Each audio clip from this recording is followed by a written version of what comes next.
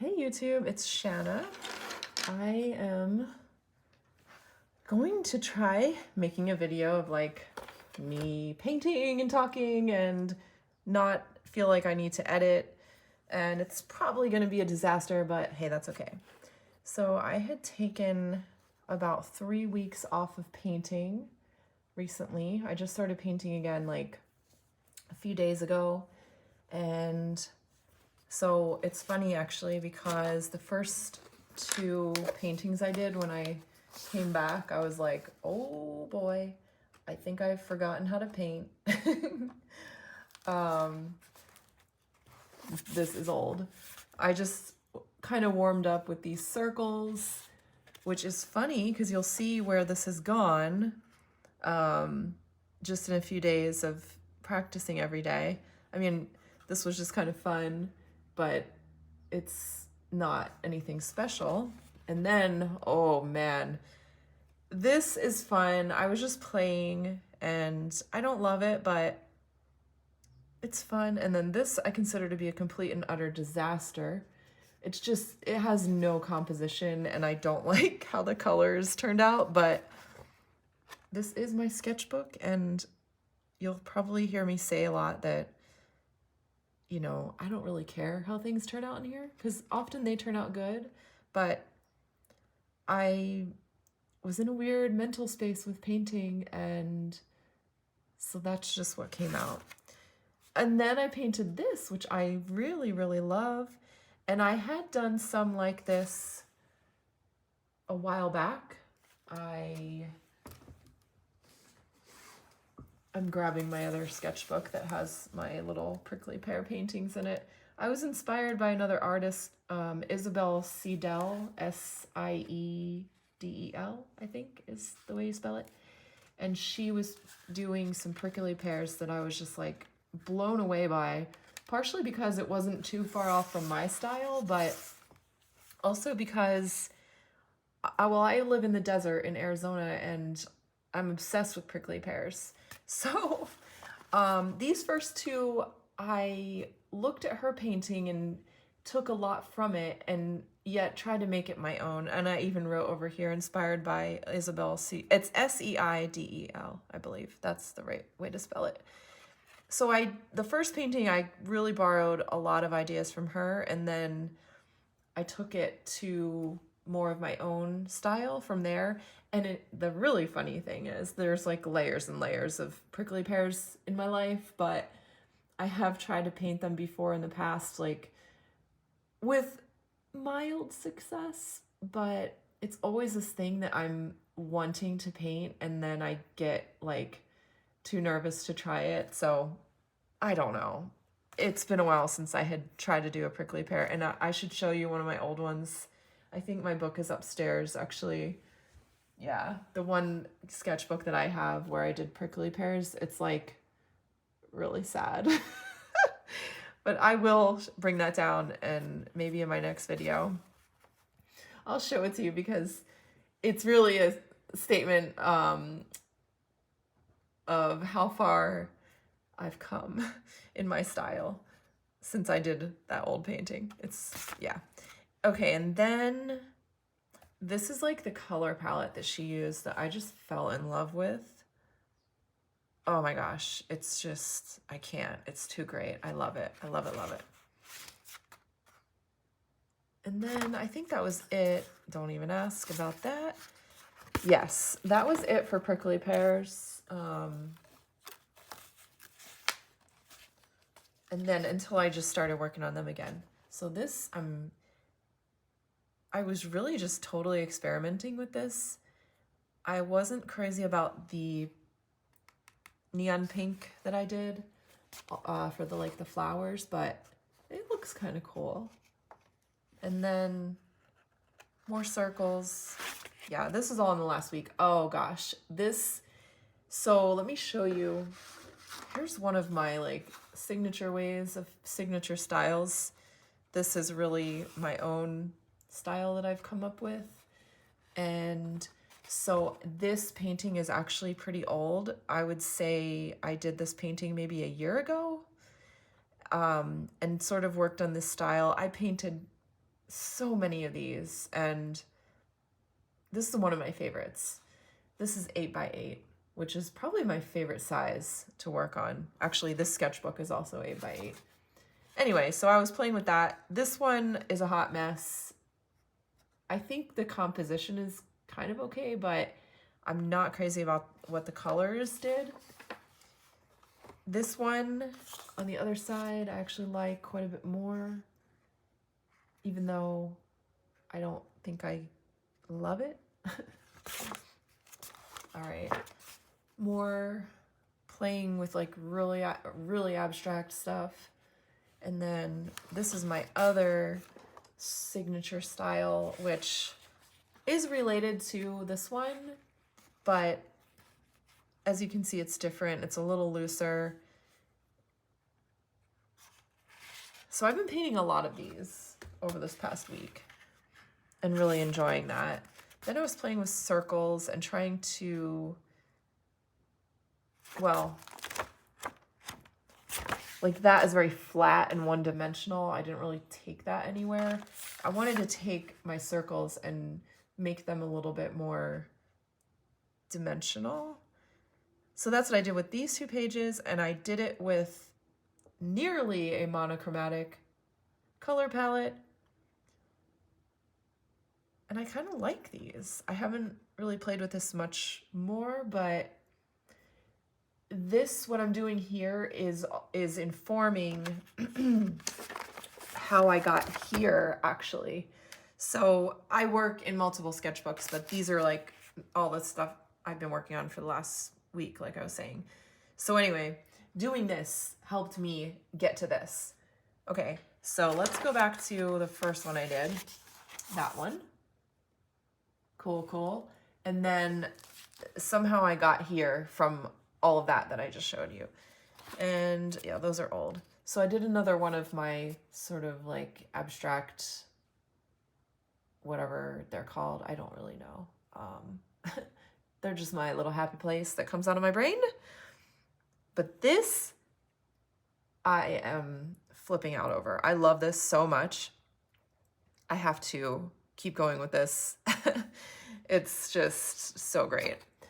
Okay, more abstracts. This one I liked until I did this metallic on top because it got like blotchy. I don't know why. I don't know if it was like the paint I used, but see how it's all blotchy? I don't know why that happened, but it kind of ruined that page.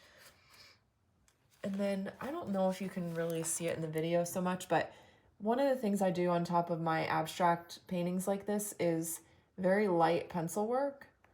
It's maybe one of my favorite things to add at the end. So I think you can see it better if I get you a little closer. Okay. And there, I have 2 pages prepped. My next pages, oh, I don't think I showed you, I showed you these circles.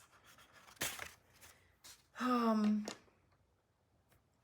was really just trying to copy myself here on that. And actually, I like it a lot. I like the splatter that I added. See how I add my little words? You cannot read what they say. Go ahead and try. I don't even know what they say. When I write like that, it is actual real words, like I am writing something, but I write it in a way that is illegible because I don't like legible words on my art. That works for some people, and I like it when other artists do it, but for me, it just ends up feeling like cheesy. I don't know. It's just, for me, it's not for me, for my work.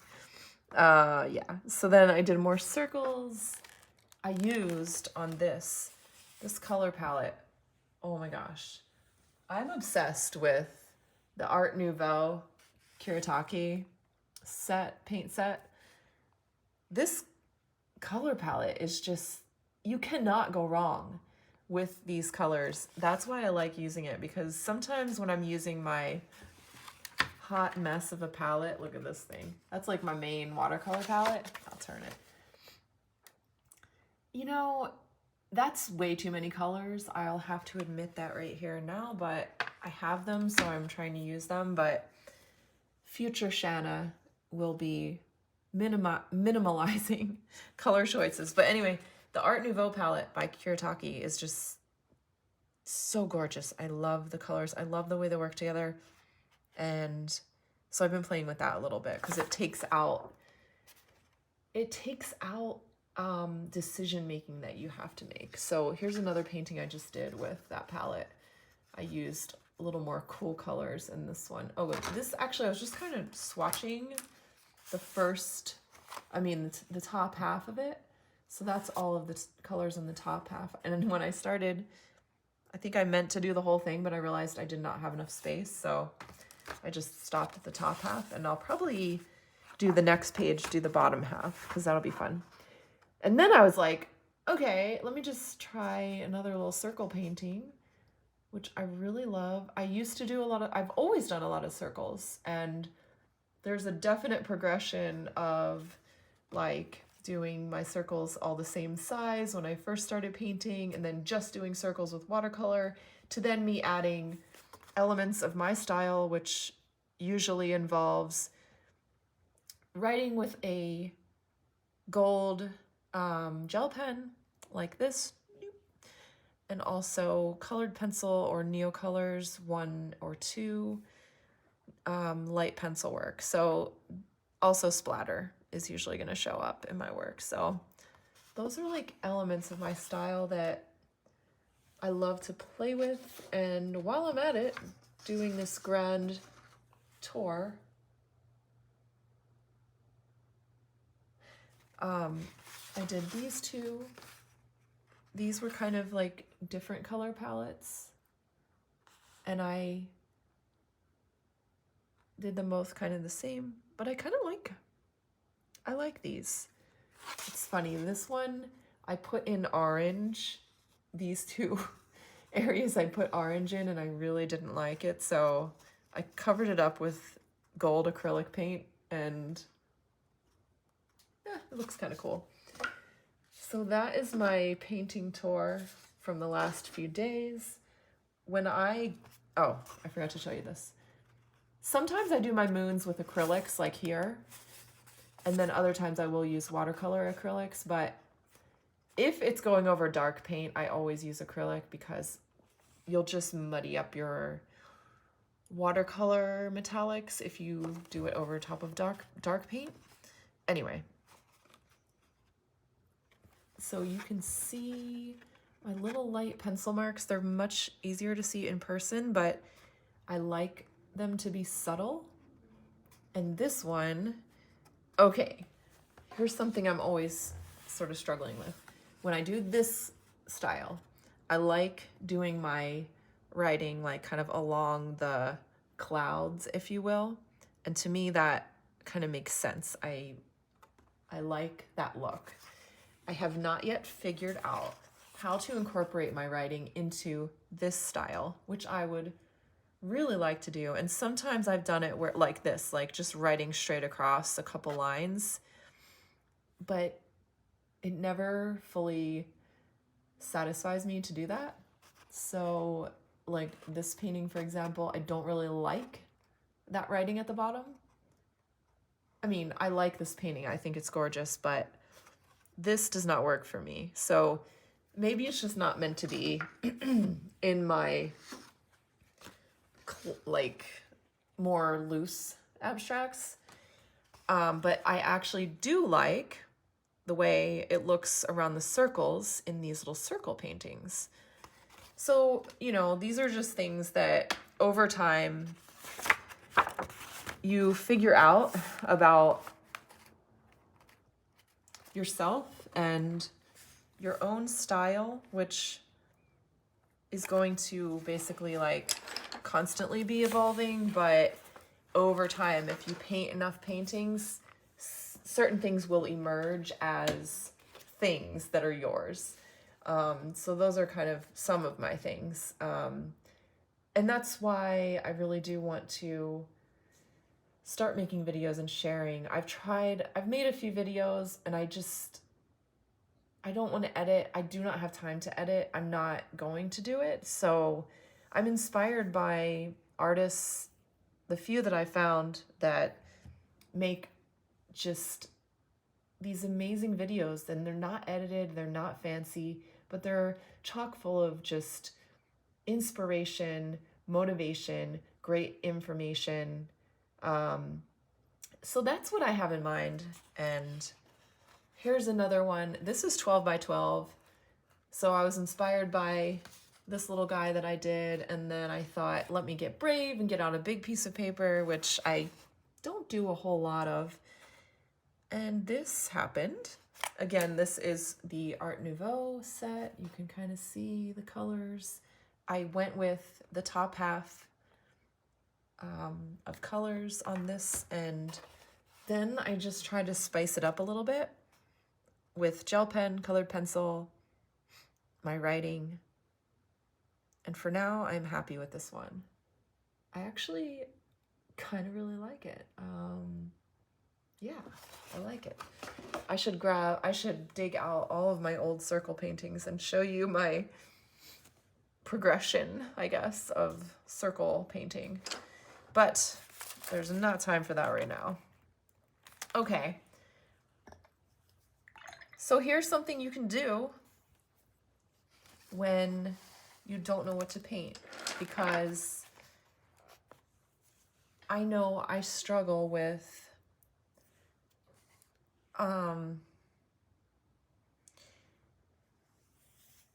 starting sometimes and feeling that pressure of, what am I going to paint? I need a good idea. And sometimes you just need to paint to paint. There does not always have to be this grandiose end result, right? This is something I surely struggle with. So I'm sure that most of us do. I want to free myself from that, and I'm learning how very slowly, but it is happening.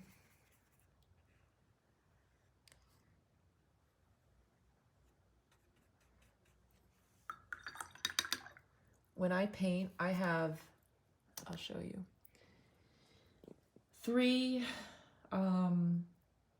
water jars, one extra dirty, medium dirty, and then I like to keep one really, really clean, just in case I want to go into a color, a light color that I don't want to muddy up. I don't like muddying up my lighter colors, because then, well, they're all dirty, and I'm not like super finicky about all my paint staying clean, but like I don't want to go into a yellow with this water. If I clean my brush off in this water and then go into yellow, it's going to be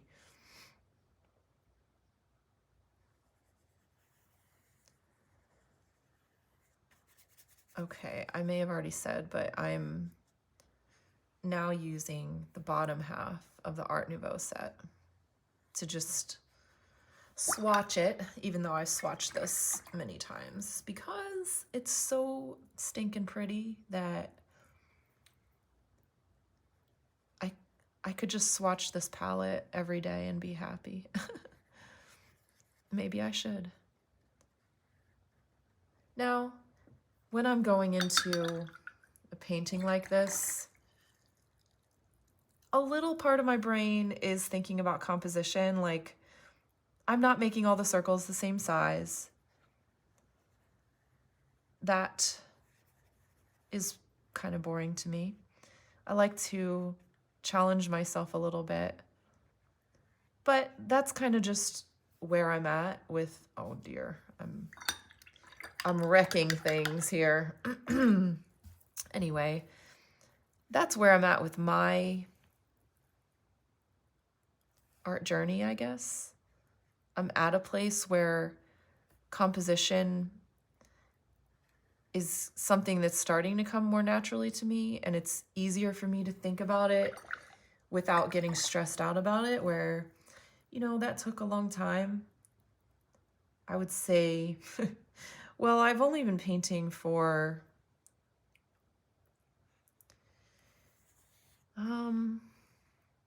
see, this is me trying to think and paint at the same and talk at the same time. It doesn't always work, but I've been painting since the end of 2020.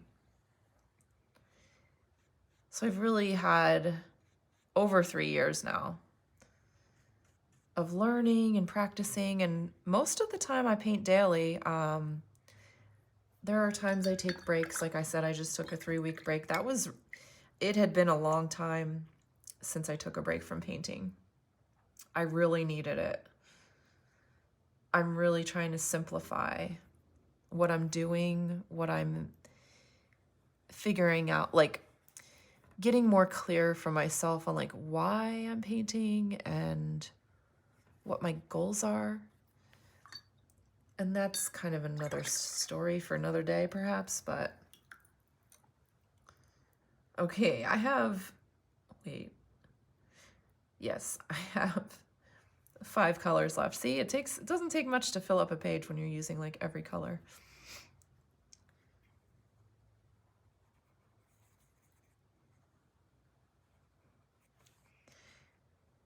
Oh yes, I was talking about composition. Yeah. So I'm just thinking like sizes and placement, and it's very much almost an unconscious thing. Let me seriously show you. If I have, not all of my sketchbooks are down here. Some of them, oh hey, here's one. So like, this is how I used to do circles. They're all the same size. It's, it's not like, I don't really want to do this whole sketchbook tour at this time, but I just happen to open it up to that page with the circles. Okay, here's some more. Look at, it's like, I did this so much. Oh, look at that. I love that painting. Oh my gosh. That makes me so happy. Okay.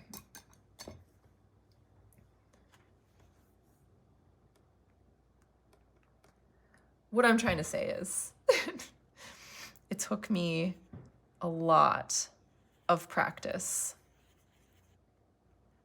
to get to that point. And heck, I'm just talking about painting circles for goodness sake. I mean, this is a pretty simple exercise, but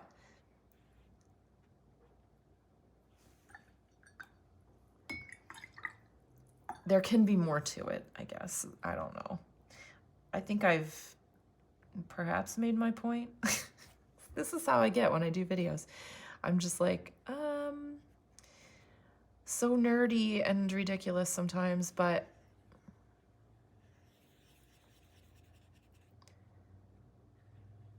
personally, the channels I want to watch are people who are like nerdy and ridiculous and pretty much embrace that fact. So that is like my goal for myself. You know the videos where someone's talking and like there's an edit like every 2 seconds, and it's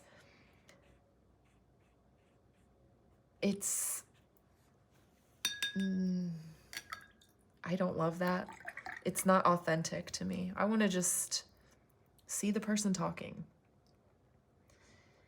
I don't want them to edit every little pause, every little mistake.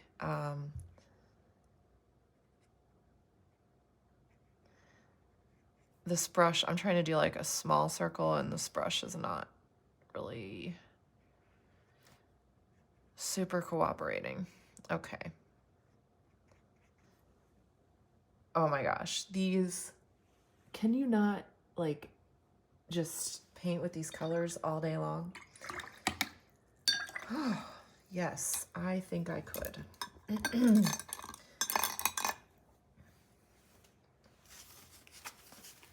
What's next? So really, I need to let this dry in order to do anything else to it.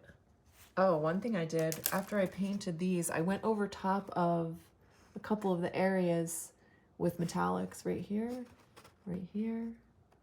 I thought that looked really neat. I don't know if you can see it so well in the video, but oh dear, dropping that on my page. So this to me is like a meditation. I could just leave this page like this and be so happy. Look at these bleeds. Oh my gosh, I cannot. And that is what my current goal is with my painting. Not to sit here and try to paint a masterpiece, but to just find peace in my painting, in the moment. I want it to be therapeutic. I don't sell my art.